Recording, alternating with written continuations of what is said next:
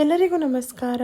Voice ಸ್ವಲ್ಪ change ಇದೆ, ಯಾರು ಬೇಜಾರ್ ಮಾಡ್ಕೋಬೇಡಿ. ಹುಷಾರಿರ್ಲಿಲ್ಲ, ಹಾಗಾಗಿ ಇವತ್ತು ಆಫೀಸ್ಗೆ ರಜಾ ಹಾಕಿದ್ದೆ. ನಮ್ ಕಣ್ಮುಂದೆ ಇರುವಂತ ಜನಗಳು ಮೊಸರಲ್ಲಿ ಕಲ್ಲುಡ್ಕೋ ಅಂತ ಕೆಲಸ ಮಾಡ್ತಾರೆ. ಯಾಕೆ ಈ ತರ ಹೇಳ್ದೆ ಅಂತ ಅಂದ್ರೆ, ನಮ್ ಕಂಡ್ರೆ ಇಷ್ಟ ಇಲ್ಲದೆ ಹೋದರು ನಾವು ಆಡು ಪ್ರತಿ ಒಂದ್ ಮಾತಲ್ಲೂ ಕೂಡ ತಪ್ಪನ ಹುಡುಕ್ತಾ ಇರ್ತಾರೆ. ಯಾಕೆ ಹಿಂಗೆಲ್ಲ ಮಾತಾಡ್ತಾ ಇದ್ದೀನಿ ಅಂತ ಅಂದ್ರೆ, 10 ರೂಪಾಯಿ 20 ರೂಪಾಯಿಗೆಲ್ಲ ನಮ್ಮನ್ನ ಚೀಪ್ ಮಾಡಕ್ ನೋಡ್ತಾರೆ. ಅವ್ರಗಳ ಹತ್ರ ಹೋಗಿ ನಮ್ಮನ್ನ ನಾವು ಪ್ರೂವ್ ಮಾಡೋ ಅವಶ್ಯಕತೆ ಇಲ್ಲ.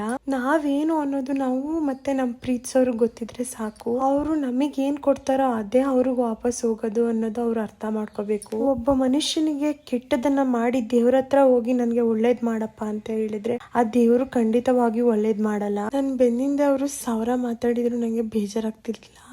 ಬಟ್ ಅದೆಲ್ಲ ನನ್ ಕಿವಿಗೆ ಬಂದ್ ಬಿದ್ದಾಗ ನನ್ಗೆ ಯೋಚನೆಗಳು ಹೋಗ್ಬಿಟ್ಟು ಅವರು ನನ್ ಮೇಲಿರೋಂತ ಅಭಿಪ್ರಾಯನ ಅವ್ರ ಅಭಿಪ್ರಾಯನ ಬೇರೆಯವ್ರ ಮೇಲೆಲ್ಲ ಇರಿದ್ರು.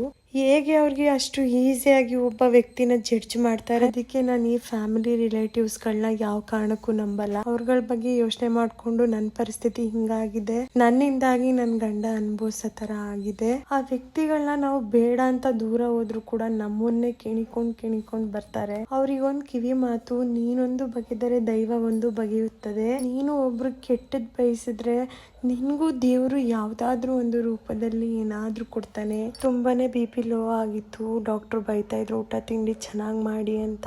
ಬಾಟ್ಲ್ ಹಾಕ್ಸ್ಕೊಂಡು ಮನೆಗೆ ಬಂದೆ.